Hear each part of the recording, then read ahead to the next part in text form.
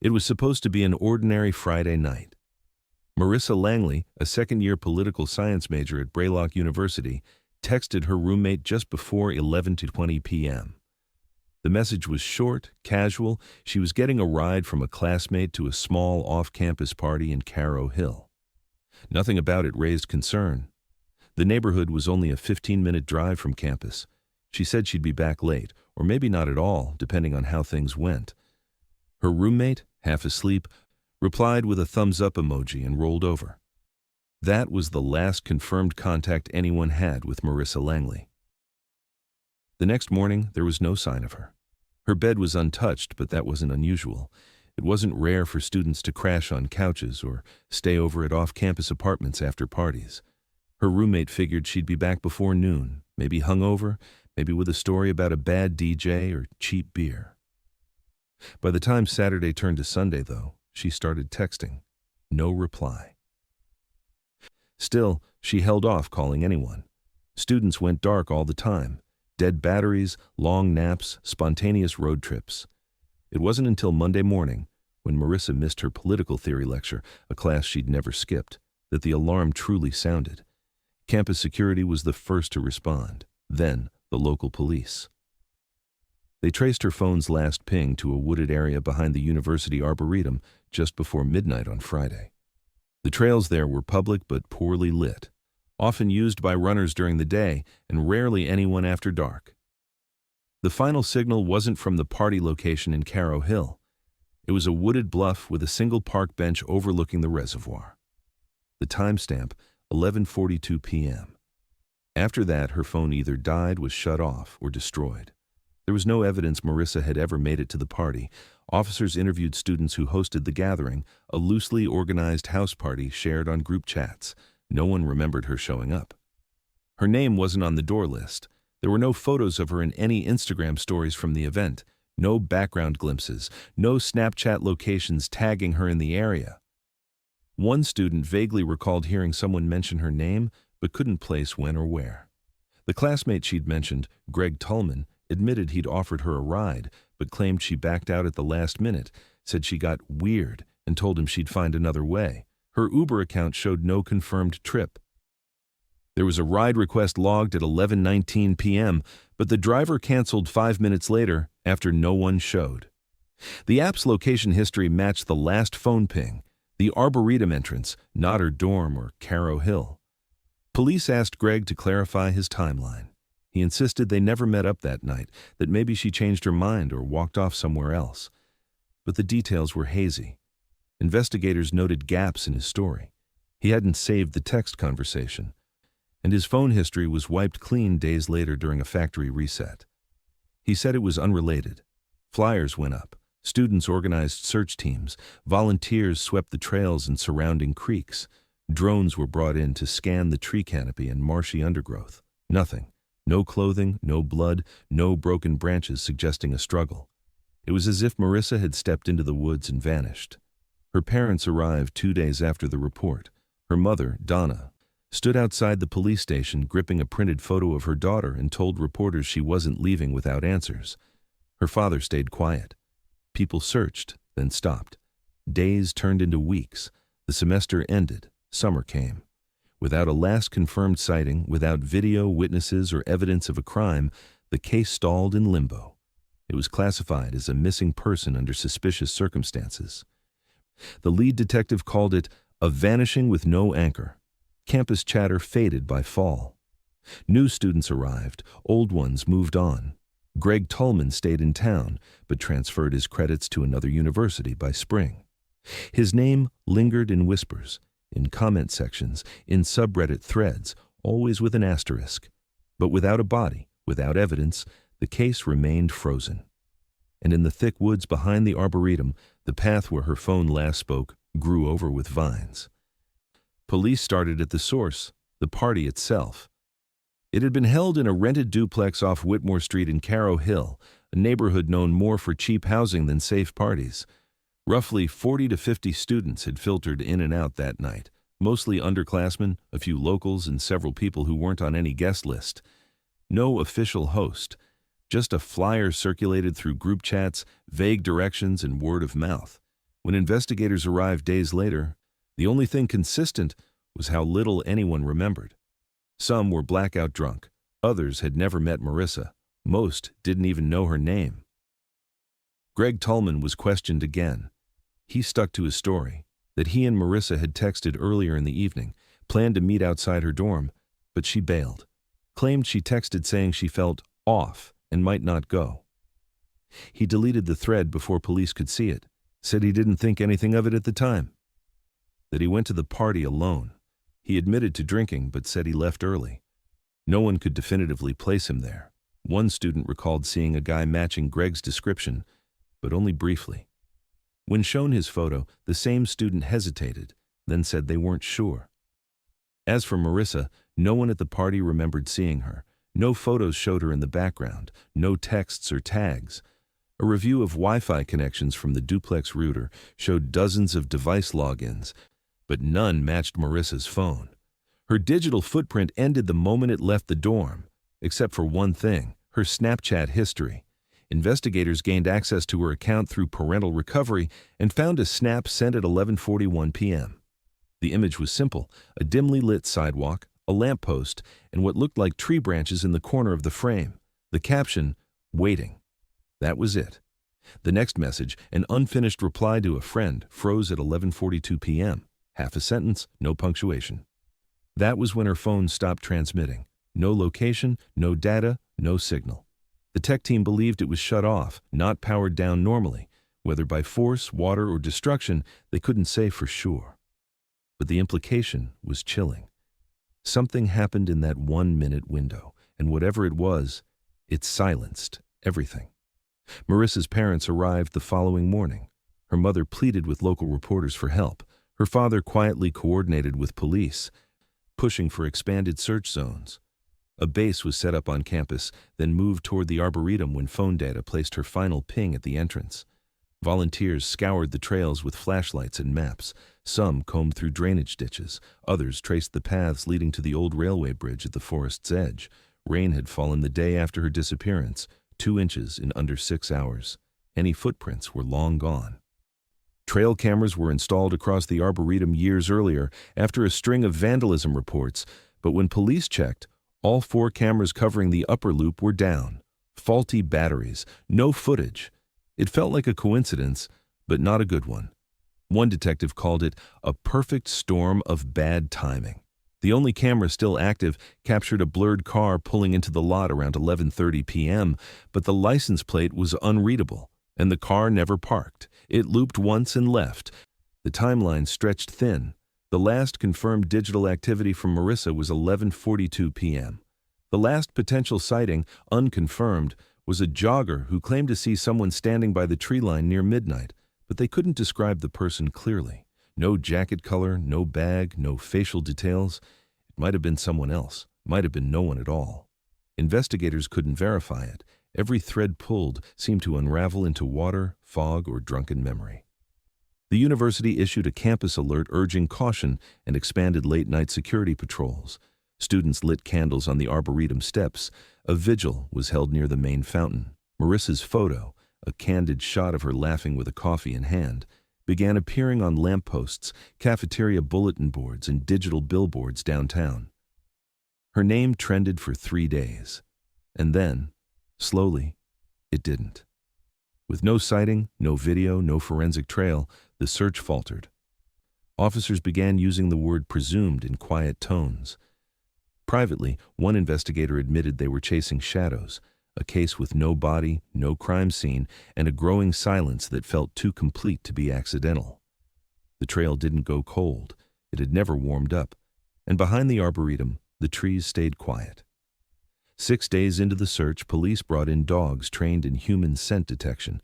The plan was to restart everything from scratch, assume no truths, only verifiable ground. Beginning at the Arboretum's northern entrance, handlers guided the dogs along the upper trail loop. It was muddy, quiet, overgrown. The air was still. Midway through the loop, one of the dogs alerted. A sudden shift in posture. It stopped and circled. Officers marked the spot. Soil samples were taken. A discarded energy drink can was bagged and logged, though there was no sign it had any relevance. The trail of interest continued down a narrow slope that led to a cement drainage tunnel, half blocked by debris and runoff. And there, the dog stopped again, turned in circles. Then nothing. Just a blank, like a scent swallowed by concrete and water. The handlers tried to reacquire the trail. Nothing. The area was searched thoroughly over the next week. No shoes, no scraps of fabric, no drag marks, nothing biological. A few broken beer bottles, a half-submerged hoodie that turned out to belong to a local high school kid, and several decaying branches were cataloged and ruled out. The tunnel was dark and shallow, claustrophobic. It led nowhere. Officers began widening the search radius again, but the terrain was uncooperative. Thick foliage, rotting stumps, too many dead ends. On campus, a student came forward anonymously to a Title IX counselor. She claimed she'd seen Marissa days before the disappearance, arguing with a man in a silver hatchback outside the economics building. Said it looked like Marissa was trying to get out of the car while the guy kept grabbing the door. It happened fast. She didn't report it at the time because she didn't want to get involved. She couldn't identify the driver with certainty, but said it looked a lot like Greg Tullman. Police followed up immediately. Greg was interviewed for the third time. Calm, composed, denied ever being in an argument with Marissa, denied owning a silver hatchback SUV. Said his car was a dark blue sedan. Officers confirmed the make and model matched. His dorm keycard log showed he'd entered his building at 7:18 p.m. the night of the incident and never left until morning. His roommate corroborated the story. Building security footage backed it up. Even if he'd argued with her earlier that week, the timeline placed him inside during the critical hours. The witness couldn't say which day she'd seen the argument. She wasn't sure anymore. 6 weeks passed, hope thinned. Local media began circling older cases for parallels. One article unearthed a story from 2009. A sophomore named Leah Norton who vanished after a study session in the same general area. No body, no clues. Some claimed she ran away. Others weren't sure she ever existed. Her case had gone nowhere and was eventually dropped from the records due to lack of evidence. But now, it resurfaced. Students on campus began whispering about the Arboretum curse, fueled by Reddit threads and late-night TikTok theories. One post even suggested the university itself was covering something up. A pattern of silence, burials, hidden tunnels. It wasn't true, but it was viral. Detectives were forced to respond to a surge of online tips, a blurry photo from 2016, a girl who looked like Marissa spotted in Ohio, a dream someone had, a TikTok psychic. None of it panned out. Every new lead required hours of manpower, digital tracing, and cross-checking. Some officers grew frustrated. One publicly stated that online speculation was hindering the real work. But they had no real work left. The case was beginning to slow. Internally, the team had a term for it now, hollow ground, a place where everything pointed but nothing held. Donna Langley stayed, rented a short-term apartment on the edge of town, near the gas station. She got up each morning before sunrise, printed fresh batches of flyers, and walked the campus square alone. She'd tape them to poles, hand them to delivery drivers, wedge them into door handles of parked cars. But they didn't last. Rain tore them. Students covered them with event posters. One flyer promoting a spring music fest was stapled directly over Marissa's photo. Donna quietly removed it and taped a new one. She didn't cry anymore. She didn't speak unless asked. The official press briefings grew shorter, less detail, less hope. The lead detective called it a case made of gaps. The community moved on, mostly. But inside the walls of the Langley apartment, time didn't stretch forward. It curled in toward the last text, the last ping, the last unconfirmed glimpse, and the place where the dog turned in circles and found only cement. 1 year later, the campus still knew her name, but it was a quieter knowing. No more search parties, no news vans parked outside the Arboretum, no press conferences. Just occasional moments. A poster still taped to a rusted light pole, a photo on the student union bulletin board, a bench dedication near the East Fountain. In March, a memorial service was held in the university chapel. 100 students showed up. Professors spoke. Her mother sat in the front row, holding the same photo she'd used on every flyer. A few students wore shirts with her name in bold block letters, missing, not forgotten, but something had shifted. Even her closest friends didn't say, "when we find her," anymore. They just said, "Marissa." Greg Tallman quietly transferred out in January. He'd completed his fall semester and then vanished from Braylock's digital directory. No official statement. His name still floated in online comments and message boards. A few students said they'd seen him cry outside the library. Others insisted he was guilty, but there was no charge, no formal accusation. Just the whisper of suspicion, not loud enough to follow him, not silent enough to let him forget. With the police investigation slowing, the Langleys hired a private investigator in April. His name was Conrad Slate, former state trooper, methodical, quiet. He didn't promise resolution, just motion. He started with the original digital evidence log, asked for access to every photo, timestamp, and cell tower record. When he requested Greg's original phone data, he was told the device had been returned and wiped before a full forensic backup was created. The logs only showed basic metadata, text history erased, browser cache cleared, cloud backups disabled. Slate found an internal memo noting the phone had been factory reset 2 days after Marissa vanished. No follow-up had been made. At the time, there was no evidence Greg was the last person to see her. It was protocol, but it was a failure. Slate requested all GPS ping data from the university-owned cell towers during the 90-minute window surrounding her disappearance. He compared it to dorm access logs, traffic camera timestamps, and Uber metadata. That's when he noticed something small. A signal, mislabeled in the original database, pinged 3 times within a narrow sector near the creek behind the arboretum. The coordinates didn't match Greg's phone. They didn't match Marissa's either. The log showed the device ID as unknown. At the time, it had been assumed to be ambient, a student jogging, a passing car, but Slate traced the signal ID to a registered phone belonging to a Braylock student who had since graduated. That student never reported being in that area that night. His records placed him in another town entirely. Further analysis suggested that the device may have briefly connected to the student's abandoned Apple ID, a glitch that occurs when a previously owned phone is reactivated with a new SIM. Slate theorized that Greg may have used a second phone that night, possibly one borrowed or purchased, a burner, or more likely, a repurposed device passed around from student to student. Police hadn't tracked it because it didn't appear tied to Marissa's number. The signal's last ping was registered at 11:47 p.m. near the south bank of the creek. It was marked as low priority. Slate marked it again, this time in red. He returned to the area, walked the bank. The water had risen and fallen over the past year, washing away whatever had been there. He found rusted beer cans, shoe prints from weeks prior, remnants of a fire pit. Nothing concrete, but something about the slope struck him. A flattened patch of soil, just wide enough for a car to idle. It wasn't proof, but it was placement, a coordinate, a timestamp, a spot in the world where something happened. Slate gave his findings to the new detective assigned to the case, Avery Durand. Younger than her predecessor, more methodical, less inclined to speculate. She reopened the data logs, verified the signal anomaly, and quietly added the location to the case file. No press release, no public shift in strategy. But internally, it became the new presumed last known location. A quiet recentering of the timeline. Marissa's mother wasn't told immediately. Durand wanted something more concrete before raising hopes, but privately, Donna kept searching. She still walked the same trails every Saturday morning, still posted flyers even though she knew most students didn't look at them anymore. She no longer asked for help.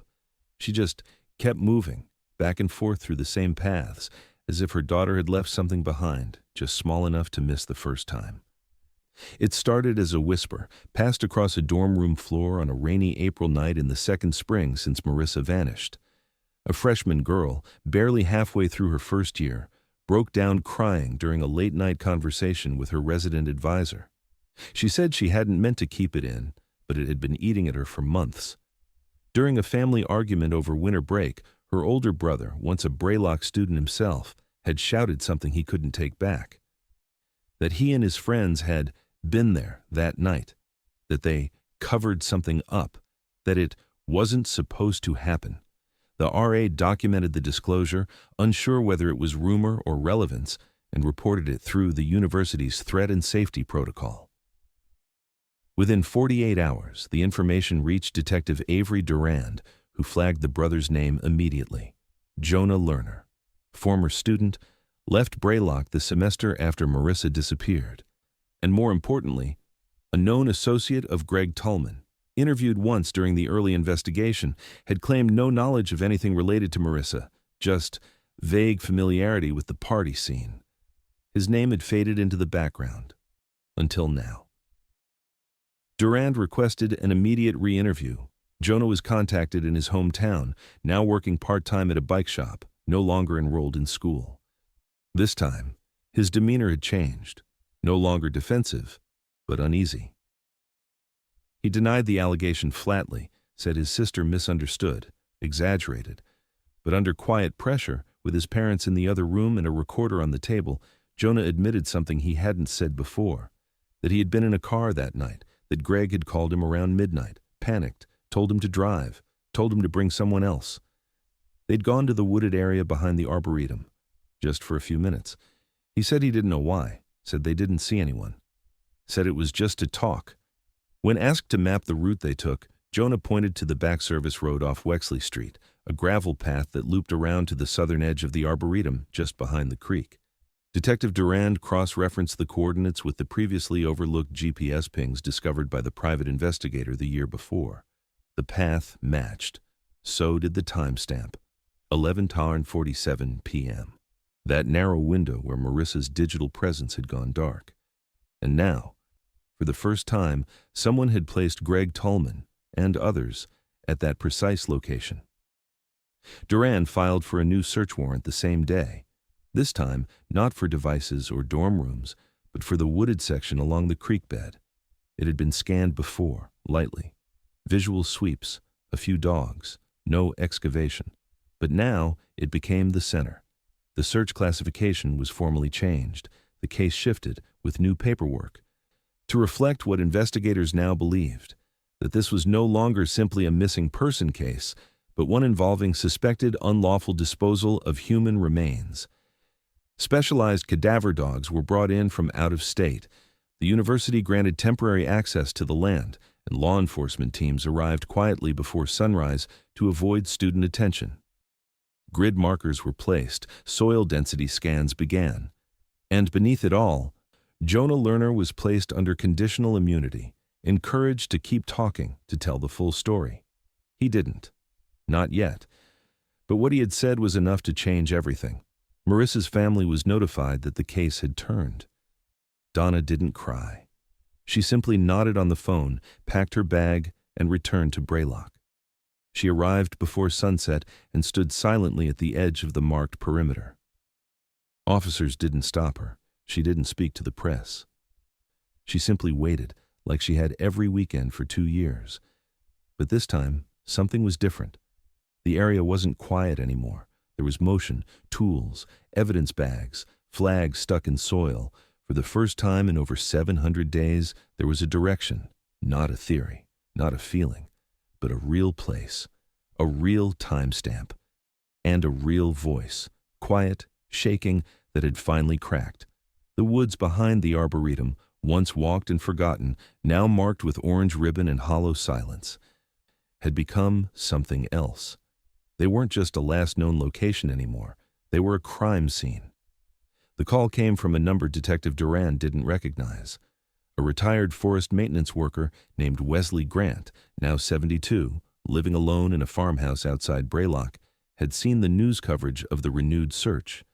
He said he hadn't thought it was important at the time, said he figured it was just college kids being reckless, but the memory stuck with him, burned in, he said. Not just because of what he saw, but because of what he smelled. It had been the Monday after Marissa disappeared. He'd been driving a maintenance route through the South Trail Access Road, where university jurisdiction blurred into state-managed land.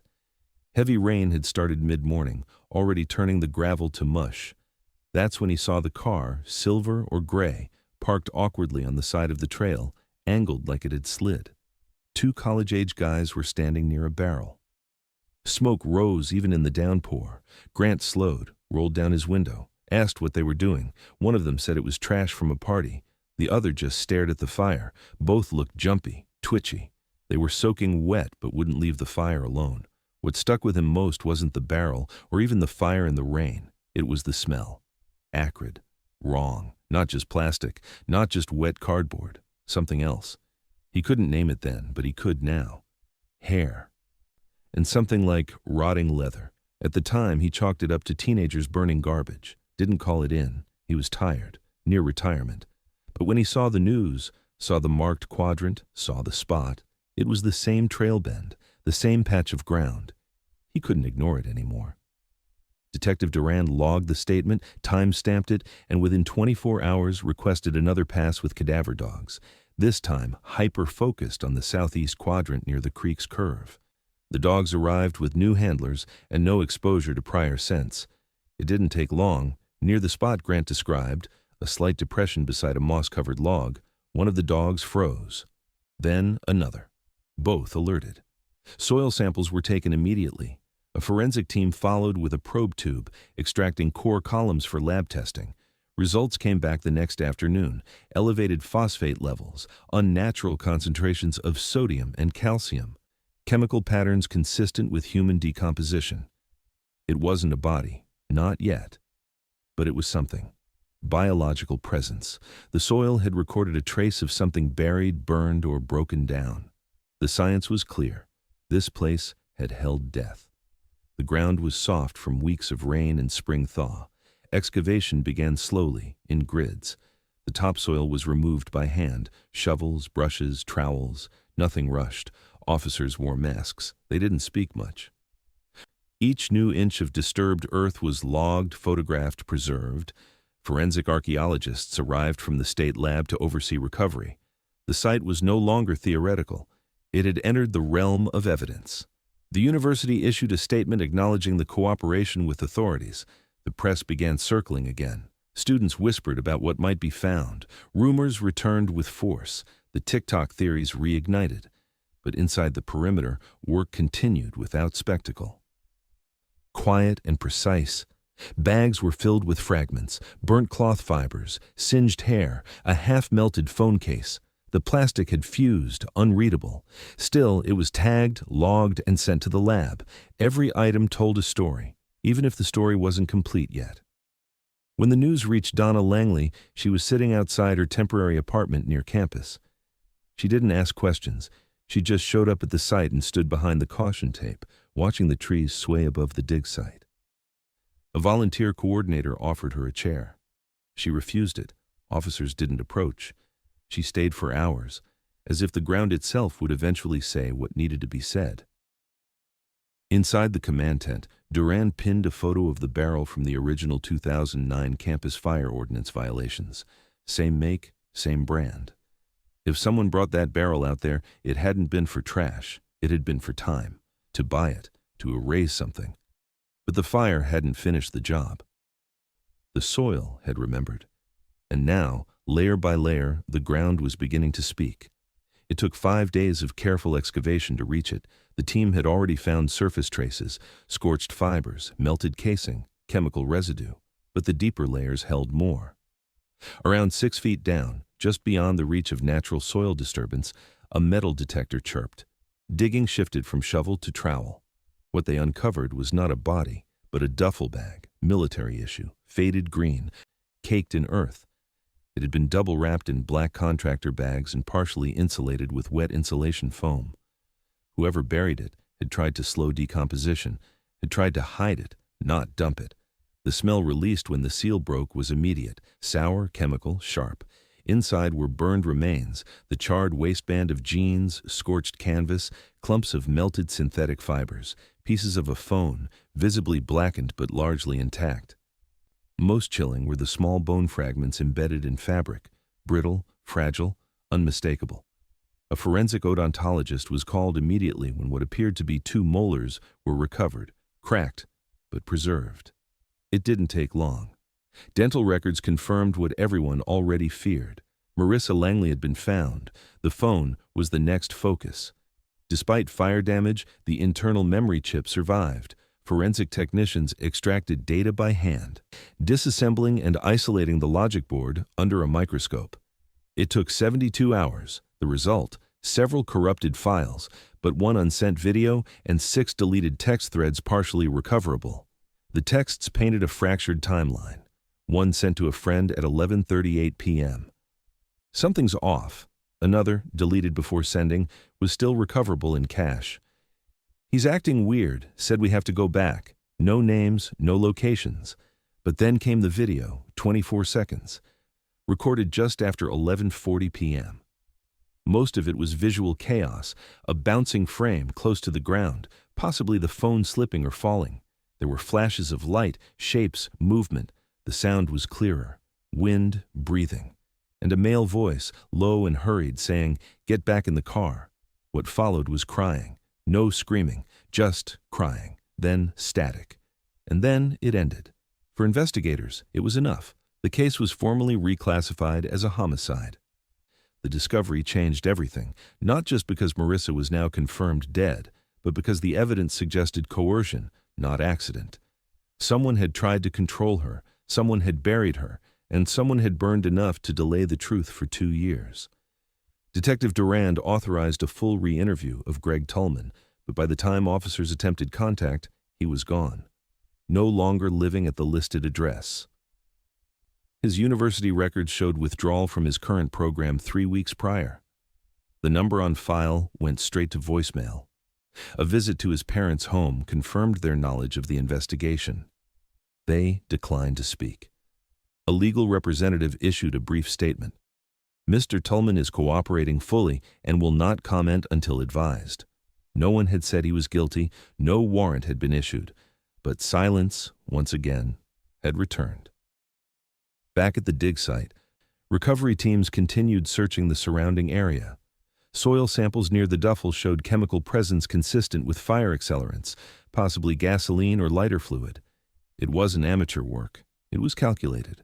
The barrel had served its purpose, partial incineration, but it hadn't destroyed the truth. It had just buried it.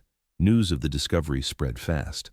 Braylock University issued another statement offering support and counseling. Students held another vigil, this time with candles shaped in the letter M near the South Creek entrance. The Langley family released a short message through their attorney. "We ask for space and patience as the investigation continues. Our daughter is coming home." No press conference, no tears in public. Donna Langley had already cried enough for 2 lifetimes. Now she waited again, but not for answers, for justice. The soil had given back more than bones. It had returned a voice, a digital thread of fear. A glimpse of panic in the final moments. It wasn't the whole story, not yet, but it was real, tangible. And someone, somewhere, had run out of places to hide. With the discovery of Marissa's remains confirmed and the phone's recovered data now central to the case, law enforcement moved fast. Detective Durand knew Greg wouldn't speak, at least not yet, but the people around him might. A subpoena was issued for all former roommates and known associates who lived with or near Greg during the 2022 semester. Several had since graduated. A few had left the state. All were tracked down, interviewed under oath, and asked again to recall the days surrounding Marissa's disappearance. Most gave the same answers they'd given 2 years ago, vague, careful, uncertain, except one. Ben Holloway, former roommate, now working as a freelance coder out of Austin, broke down mid-interview. It started with a denial that he didn't know anything, that it was all just a tragedy. But as investigators laid out the photos, the soil data, the video transcript, something shifted. He rubbed his hands together, sweating, eyes fixed on the table. And then he spoke. Quietly. Clearly. He said Greg had shown up late that night, drunk. Not stumbling or incoherent, just angry. Said Marissa had rejected him, said she'd played him, said she had no right to walk away like that. Greg had always been fragile beneath the confidence. That night, something had cracked. Ben didn't see what happened firsthand, but he knew the calls came fast, first to Jonah, then to someone named Chris. Around 12:30 a.m., Greg returned to the dorm with mud on his shoes, shaking. said something terrible had happened, that she'd tried to run, that she slipped, hit her head, that she wasn't breathing. They had to do something. They couldn't call the cops. They'd be blamed. That was the fear. Not guilt, not grief, just consequence. Ben said they buried her near the creek. Greg led the way. He insisted it was the only option, that it would just be for now until they figured it out. But no one ever figured it out. No one dared to. Silence hardened quickly between them, bound by fear and shame. No one moved. No one confessed. They went on with life. Pretended it hadn't happened. Every time the flyers went up, Ben said, he felt sick. Investigators matched the confession against the evidence already recovered, the barrel, the duffel, the soil chemistry. But what confirmed it were the tire tracks, faint imprints left deeper in the soft ground near the old fire pit. Archived photos taken by the original cadaver dog unit had preserved them by chance. They matched the make and model of Greg's vehicle in 2022. The burn marks in the soil aligned with the timeline Ben described, the location, the depth, even the broken root system, all of it lined up. Phone logs backed it up. Call records showed a flurry of activity between Greg, Jonah, and Chris between 12 Maydir and 1 Garicham the night Marissa disappeared. Short calls, then silence. All three phones went inactive for 2 hours. Then, just before 3 a.m., Greg's device reconnected to campus Wi-Fi. With the timeline solidified and a direct witness confession, arrest warrants were issued for Greg Tolman, Jonah Lerner, and Christopher Vance. Greg was located 2 days later in rural Nevada, living under his legal name. He had taken time off from school, claimed to be working on a startup. Officers arrived at a rented cabin outside Carson City.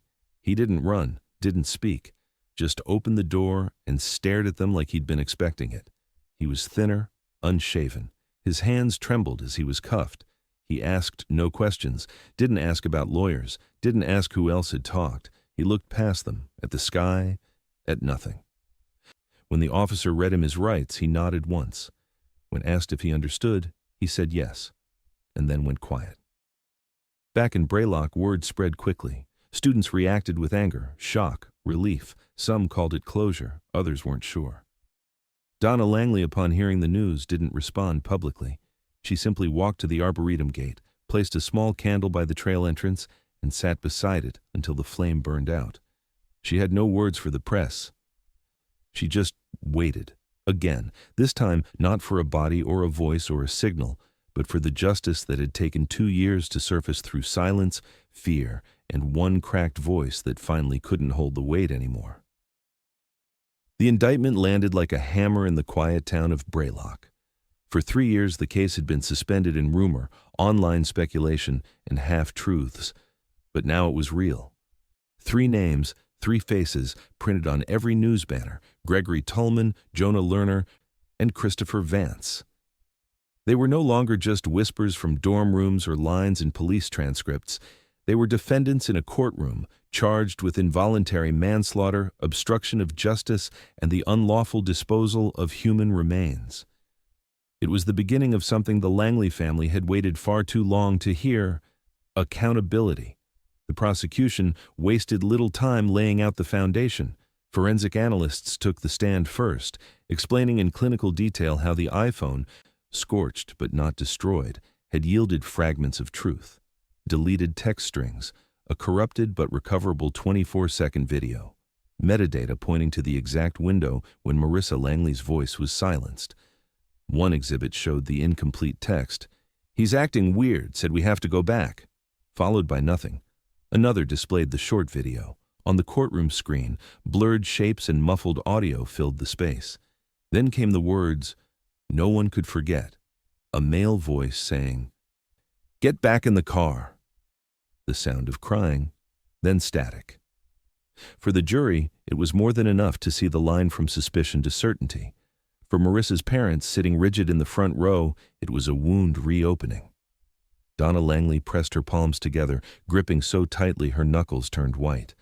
Her husband stared forward, refusing to look at the screen, refusing to blink. Prosecutors revealed what had been hidden in plain sight since that night.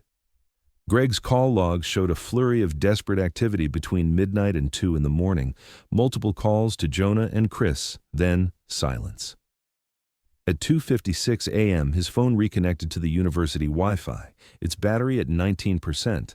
Texts pulled from partial cloud backups captured what he sent just before those calls. She won't wake up. Ed up bad. Need help now, the courtroom murmured as the messages were read aloud. Students who once sat next to Greg in lecture halls shifted in their seats, stunned to realize those messages were sent while they themselves had been asleep in dorms a half-mile away. When Greg finally took the stand, the atmosphere thickened. He was thinner than in old photographs, shoulders hunched, hands trembling on the wood. His lawyer advised him against a statement, but Greg insisted.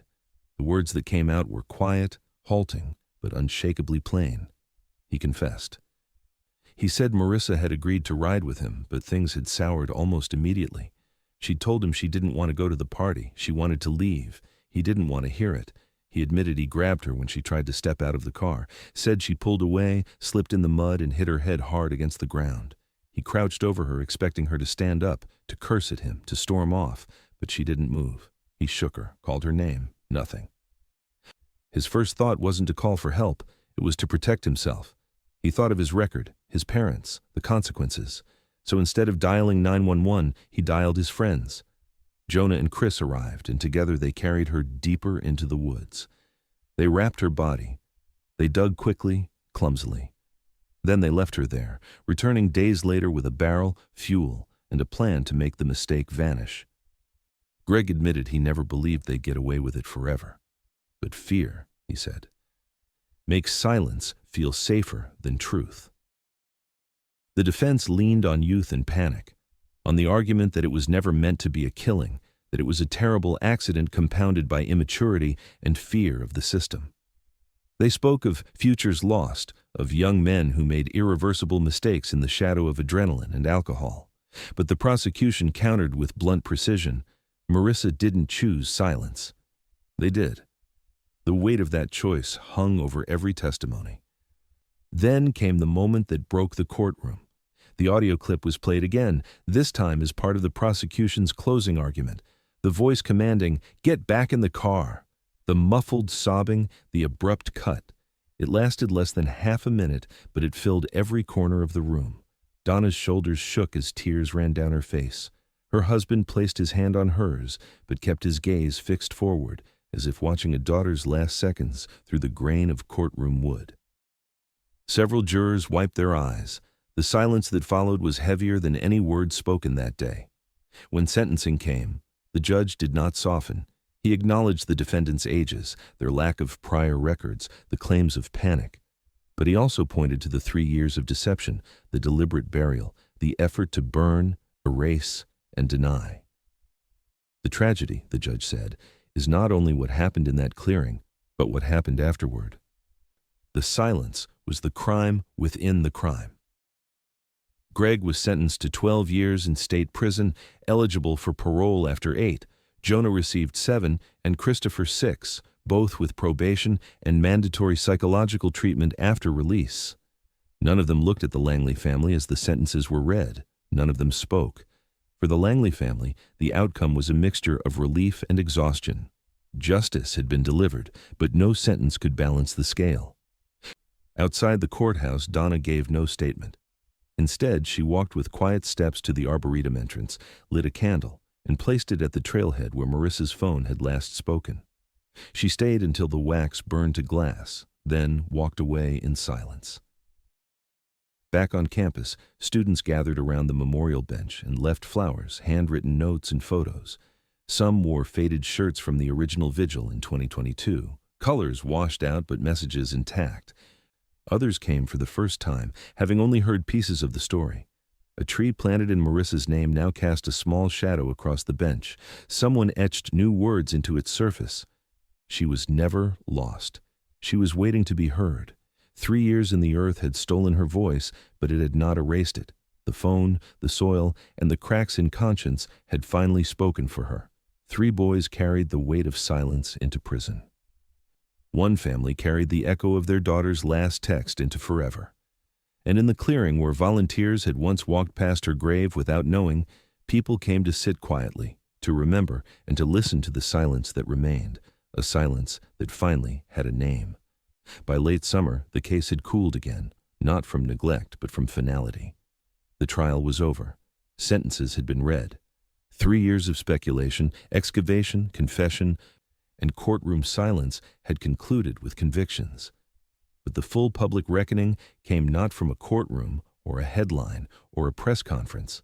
It came from a single document released quietly by the Braylock County Sheriff's Office. On a Tuesday morning in August, the department uploaded a routine case summary report to its public record system. It wasn't flashy. No bold fonts, no press embargo, just a formal PDF, stamped, dated, and logged, but one line inside it changed everything. A single sentence buried on page 4 of the recovery index. Items recovered: 1 military duffel, 1 burned iPhone, 1 woman's shoe, human remains, partial. That sentence was posted to Twitter by a crime journalist with 40,000 followers. It went viral in less than an hour. Then came the reprints, the podcasts, the thumbnails. National news outlets pulled footage from the trial. TikTok accounts began narrating timelines and dramatizing the burial site. Reddit flooded with revived threads and pieced-together maps. The internet had once again rediscovered Marissa Langley. But this time, it wasn't a mystery. It was a grave. The phrase, "the bag in the earth," became its own symbol. Not just for the crime, but for the years the truth had remained buried just below the surface. A metaphor too blunt to ignore, a girl reduced to a list of items in a duffel, hidden by people who'd once walked freely among those who searched for her. There was no twist now, just dirt, silence, and the slow turning of a justice system that had taken its time but finally arrived. At the clearing where the duffel had been unearthed, the soil had long since been sifted, cleared, and archived. The trees stood exactly as they had that night in 2022, tall, indifferent, unchanged. The fire pit had been filled in. The bench, installed by the university without fanfare, now sat just 20 feet from where the barrel once smoldered in the rain. It was unmarked except for a simple engraving across the backrest. Marissa Langley, 2003-2022. She never left alone. On a Sunday morning in September, Donna Langley returned to the clearing. There was no press, no escort, no announcement. She came alone. In one hand, she carried a photo, not the one used on the flyers, but a different one. Marissa, in her junior year of high school, squinting against the sun, holding a protest sign that read, "Every voice matters." In the other, a piece of paper folded 8 times over. She sat on the bench in silence for nearly 20 minutes. Then she unfolded the page. It was a printed screenshot, a still frame taken from the corrupted data recovered from her daughter's phone, the final unsent text. She read it aloud to no one.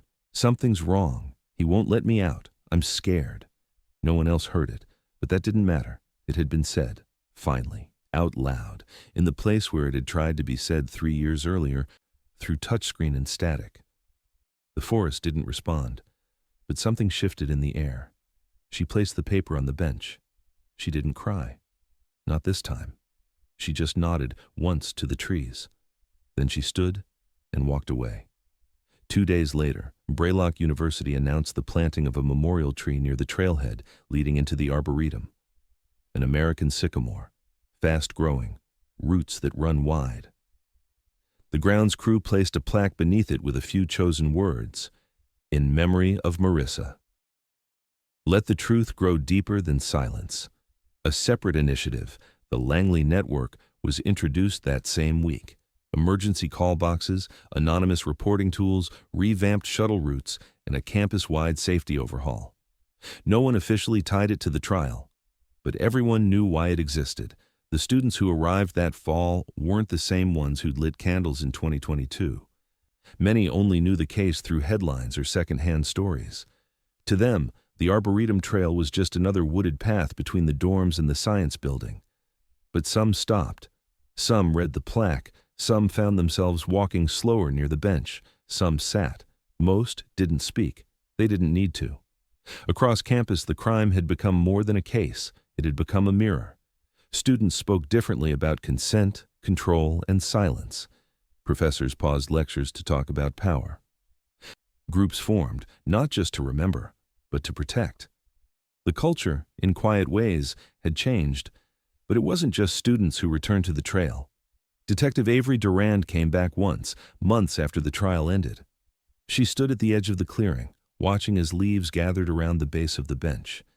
She didn't stay long. She didn't touch anything. She just looked at the spot where the bag had been lifted from the earth.